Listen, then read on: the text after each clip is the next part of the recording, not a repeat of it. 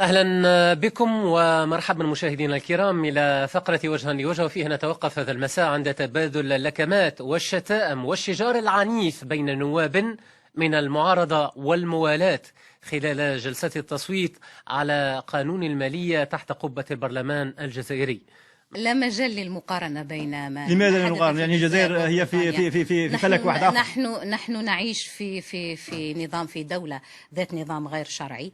أنت تقولين هذا النظام غير شرعي. انتخابات مزورة، رئيس غائب منذ 3 سنوات، لم يسمعه الشعب ولم يتوجه إلى الشعب الجزائري بخطاب. 95% من صادرات الجزائر يأتي من البترول. هذا هو العيب، هذا هو العار، يعني 60%. هذا هو العار.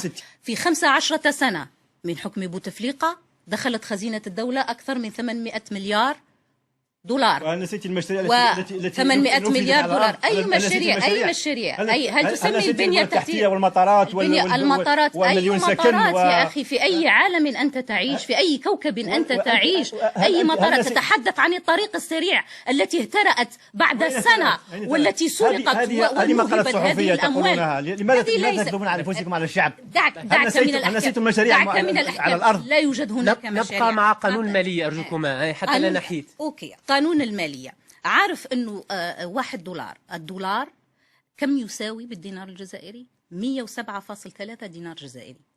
وإجمالي دخل الفرد 150 دولار، يعني ما يعادل 20,000 دينار جزائري.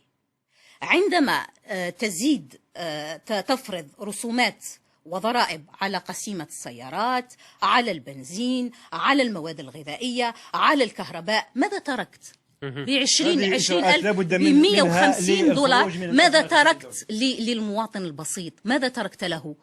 لا شيء. هذا ما يعيد سنعود إلى سياسة الخماس التي كانت في وقت الاستعمار منتهجة. هذا خطأ.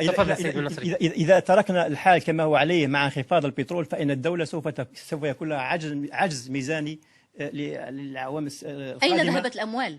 نعم. عجز الميزان، أين ذهبت الأموال؟ 800 مليار. عارف معناها 800 مليار؟ عارف معناها 800 مليار؟ هو نحن أمام أرقام، ليست مسألة فرقعة أو لا فرقعة. أنا تحدثت لك عن عدم شرعية النظام وعن تزوير الانتخابات. البرلمان الجزائري اشتراه أصحاب المال الفاسد، هم الذين اشتروه. ونحن عشنا في الجزائر وشفنا في الجزائر، شفنا طريقة الانتخابات كيف تتم، وشفنا عملية شراء الذمم. إذا الآن لما تكون الأغلبية من الموالاة من أحزاب حزب جبهة التحرير الوطني ومن أحزاب التجمع الوطني الديمقراطي اللذان يستحوذان على الحكم في السلطة، اللذان يستحوذان على الحكم في السلطة، فكيف لا تجد إيجابية بين حاضنتين على سؤالك؟ نعم سيدي، هذا كلام سمعناه. تقول هذا الديسك سمعناه عدة مرات، يتكرر نفس الاسطوانة تتكرر.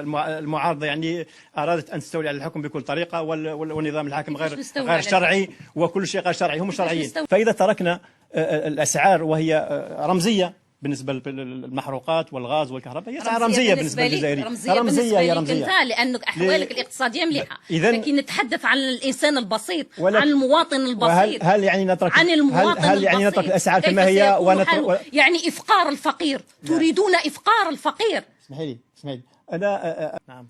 إذن هذا السخط موجود في الجزائر اليوم، والبعض يتساءل كما تساءلت بعض الصحف الجزائرية اليوم: هل يمكن أن تنتقل عدوى هذا السخط من تحت قبة البرلمان إلى الشارع الجزائري؟ تجيبك سيد الصابرية وبعد جبني.